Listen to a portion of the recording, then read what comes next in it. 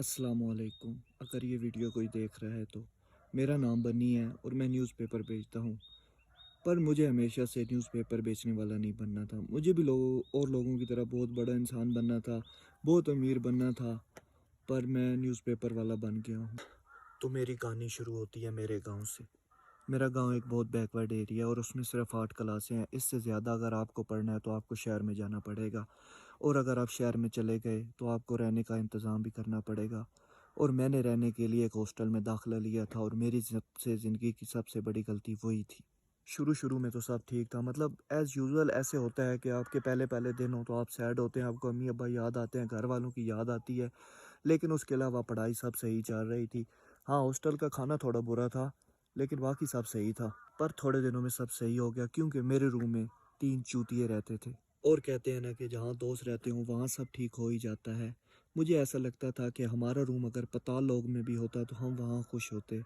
हमारे रूम का ये माहौल हो चुका था कि अगर 10 दिन पहले मैंने कोई कच्छा उतारा है तो कोई अगला बंदा उसको आके पहन सकता था। सबसे बड़ी गलती थी, मतलब हमारी बॉन्डिंग ऐसी हो गई थी कि हमारा पढ़ने से कोई दूर दूर तक लेना देना ही नहीं बचा था। मेरी किताबों के साथ ऐसा रिश्ता बन गया था कि मैं दुनिया में रहता हूँ, मेरी किताबें गैलेक्सी की किसी और सियारे की किसी और दुनिया में रहती हैं। बात रहते रहते हमें नहीं पता चला कि हम कब अय्याश बन गए थे और हमने हॉस्टल को ही पिकनिक बना लिया था। हमारा मतलब खर्चा ऐसे हो गया था कि अगर हमारे महीने के पैसे आते हैं तो हम 10 दिन ऐसे खाते थे कि हमें नहीं फ़र्क पड़ता कि हम बानी कौन है, और ये दुनिया में लोग दाल रोटी और ये सब खा कैसे लेते हैं। लेकिन असल मसला 10 दिन के बाद शुरू होता था, जब हमें ये समझ नहीं आती थी कि अगले 20 दिन कैसे गुजारेंगे। हमारा ये हाल हो जाता था कि हम कोई 3 या 4 दिन पहले पुरानी कमरे में पड़ी हुई चाय गर्म करके पी लेते थे, क्योंकि हमारे पास एक फूटी कौड़ी नहीं बची होती थी। और इस बात ने हमें कहीं न कहीं तंग करना शुरू कर दिया था, क्योंकि 10 दिन अंबानी की तरह गुजारने के बाद 20 दिन हमसे फ़कीरों वाली ज़िंदगी नहीं गुजारी जाती थी। आपको हमारी फ़ाइनेंशियल सिचुएशन समझ आ रही है? मतलब हमारी फ़ाइनेंशियल सिचुएशन ऐसी थी कि हमारे आगे फ़कीर अमीर लगना शुरू हो गए थे। और मुझे आज भी याद है, ऐसे हालातों को देखते हुए हमने रूम में एक मीटिंग रखी थी, और उस मीटिंग का सिर्फ एक ही मुद्दा था कि पैसों का मसला हल कैसे होगा। तो हम 4 चूतिए रूम में एक जगह सिर जोड़ के बैठे थे, और हम में से एक बंदे ने ये कहा था कि अगर हम अपना ख़र्चा कम कर दें या हम बाहर खाना 3 की जगह 1 टाइम कर दें तो ये मसले का हल निकल सकता है। पर ये वाला हमें कुछ ख़ास पसंद नहीं आया। तो दूसरा बंदा ये कहता है कि अगर हम ऐसे करें कि हम रूम में खाना बनाना शुरू कर दें तो इससे हमारे पैसे बचेंगे। हमें ये वाला भी अच्छा नहीं लगा। तो तीसरा बंदा कहता है कि अगर हम अपनी एक-एक किताब बेच दें, तो उससे जो पैसे मिलेंगे, उससे हम अपना खर्चा चला सकते हैं। ये वाला आइडिया बहुत ज़्यादा पसंद आया था, तो हमें ये डिसाइड हुआ था कि हम हर क्लास के हर सेक्शन में ये बात नोट करेंगे कि किस बंदे के पास कौन-सी किताब नहीं है, तो उसको हम वो वाली किताब देंगे आधे पैसों पे। तो हमने ये वाला काम शुरू कर दिया। हम आस-पास मतलब अपने जो सेक्शन के लड़के होते थे, उनमें ये देखते थे कि किसके पास कौन-सी किताब नहीं है, तो उसको हम वो वाली किताब आधे पैसों पे दे देते थे। इस तरह हमारे पैसों का जुगाड़ हो जाता था और हमारा महीना बहुत ज़्यादा अच्छा गुज़र जाता था। लिटरली हमने दिन में 5 बार खाना शुरू कर दिया था। मतलब हमारे पास इतने पैसे होते थे कि हम दिन में 5 बार खाना खाते थे। लेकिन एक दिन वो आया जब हमारी बुक्स ख़त्म हो गई और हमारे हालात पहले की तरह ही हो गए, और हमारे पास खाने के लिए एक फूटी कौड़ी नहीं बच रही थी। हमने फिर रूम में एक हंगामी मीटिंग रखी, और उस मीटिंग का यही सेम मुद्दा था कि पैसों का मसला कैसे हल करें। फिर से 4 चूतिए सिर जोड़ के बैठे, और फिर से वही सेम मुद्दा था कि पैसों का मसला हल कैसे किया जाए। हम में से कुछ लोगों ने ये पड़ाव रखा कि अगर हम चोरी शुरू कर दें तो ये काम आसान है, ये हम आराम से कर लेंगे और इसमें पैसे भी बहुत हैं। लेकिन हम उस टाइम तक इतने आलसी हो चुके थे कि अगर हमारे सामने कोई बंदा पैसों का पूरा भरा हुआ बैग लेके खड़ा है तो हम उससे जाके बैग तो खींच लेंगे, लेकिन हमारा भागेगा कौन। दूसरा आइडिया हमारे दिमाग में ये आया कि अगर हम हॉस्टल के किचन से थोड़ी सी चोरी शुरू कर दें तो हॉस्टल वालों को पता भी नहीं चलेगा और हमारे खाने का अच्छा जुगाड़ होता रहेगा। पर हमारे हॉस्टल में दाल और छोलों के अलावा कुछ बनता ही नहीं था, तो हमें ये वाला आइडिया भी अच्छा नहीं लगा। और ऐसे कुछ फ्लॉप आइडियाज़ के बाद ये मीटिंग ख़त्म हो गई और सब चूतिए मुंह बना के अपने अपने बेड पे लेट गए। जब हम ऐसे मुंह बना के लेटे हुए थे तो हम में से एक लड़का एक मूवी देख रहा था, और उस मूवी में एक सीन आया था कि खाना खाने के लिए आपको पैसों की ज़रूरत नहीं होती, खाना खाने के लिए आपको सिर्फ कस्ट्यूम चाहिए होता है। और हमने ये वाली बात सुनी तो हमें बहुत अच्छा लगा, तो हमने वो सीन पूरा देखा। तो उस सीन में वो ये कह रहा था कि अगर आपको कहीं भी खाना खाने जाना है तो आप वैसे ही कपड़े पहन के चले जाओ, और हमें ये वाला आइडिया बहुत ज़्यादा पसंद आया था। मतलब आप कहीं शादी पे जा रहे हैं तो शादी वाले कपड़े पहन के चले जाएं, अगर आप किसी की फौतकी पे जा रहे हैं तो फौतकी वाले कपड़े पहन के चले जाएं। ये वाला आइडिया पास होने के बाद हमने लिटरली अपने कमरे में देखा, और हमारे कमरे में हमारी चार चारपाइयों के अलावा बाकी सब जगह कपड़े ही कपड़े थे, और वो कपड़े गंदे थे। वो कपड़े हमने 1.5, 2, 2, 3 साल पहले उतारे हुए रखे थे, और वो उधर ही पड़े हुए थे। तो फिर हमने एक और हंगामी मीटिंग रखी। तो उस मीटिंग में ये मुद्दा था कि ये सारे कपड़े धोएगा कौन। और हमारे कमरे में जितने गंदे कपड़े थे, अगर उसका धोबी को हम 40,000 रुपये भी देते तो धोबी ने इनकार कर देना था कि मैं ये कपड़े नहीं धो सकता।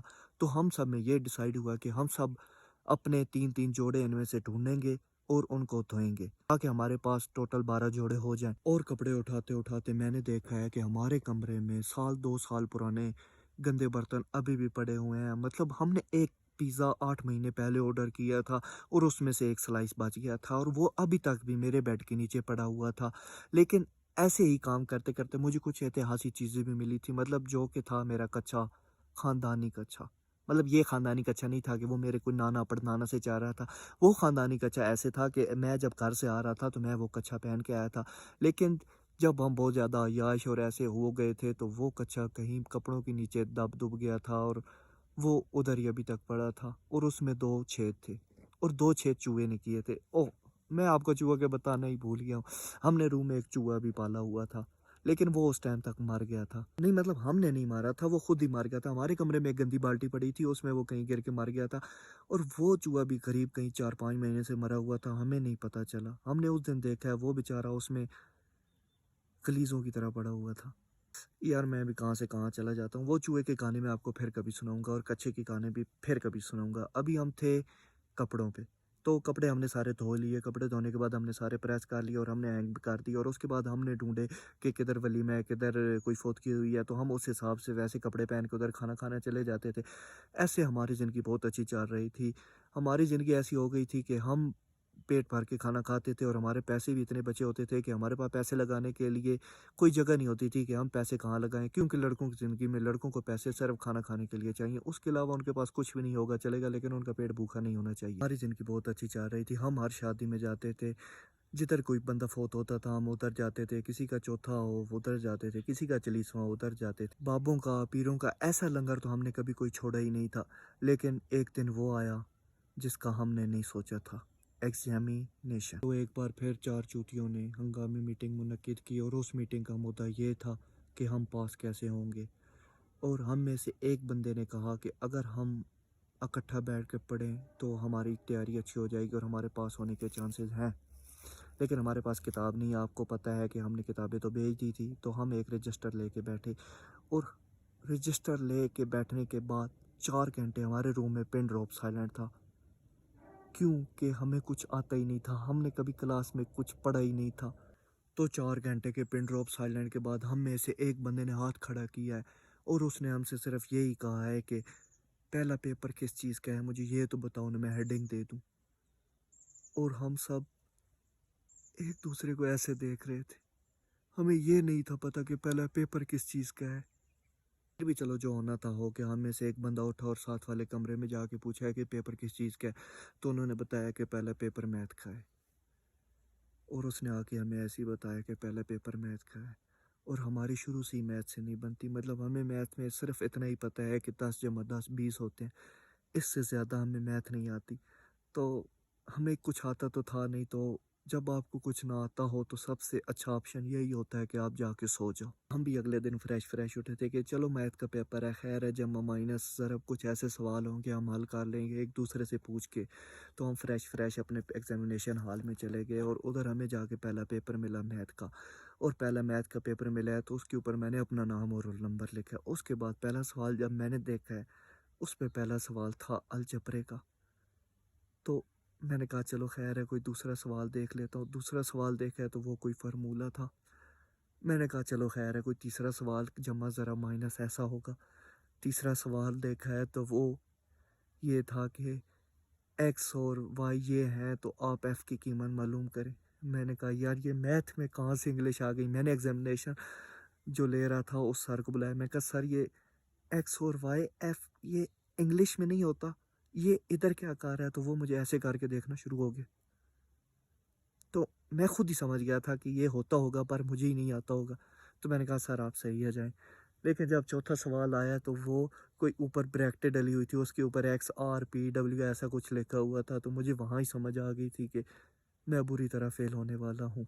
और ऐसा नहीं है कि ये सिर्फ़ मैथ का पेपर ही बुरा हुआ था। फ़िज़िक्स, केमिस्ट्री और ये सब पेपर भी ऐसे ही हुए थे। मुझे कुछ भी नहीं आता था क्योंकि हमने कभी कुछ पढ़ा ही नहीं था और हमारे पास पढ़ने के लिए किताबें भी नहीं थी। और फिर वो दिन आया जिसका हमने नहीं सोचा था, 9th का रिज़ल्ट। और हम 4 ऐसे फ़ेल हुए थे कि हमारे कोई 5-5, 4-4 नंबर 8 सब्जेक्ट्स में आए थे। बस उसके बाद मैं न्यूज़पेपर वाला बन गया हूँ। एक दोस्त इलेक्ट्रीशियन बन गया है, एक गद्दे बेचता है और एक खेती-बाड़ी करता है। अव्वल तो ये वीडियो किसी ने देखी नहीं है और अगर किसी ने देखी है तो प्लीज़ लाइक कर देना, कमेंट कर देना और मिलते हैं अगली स्टोरी में। अल्लाह हाफ़िज़।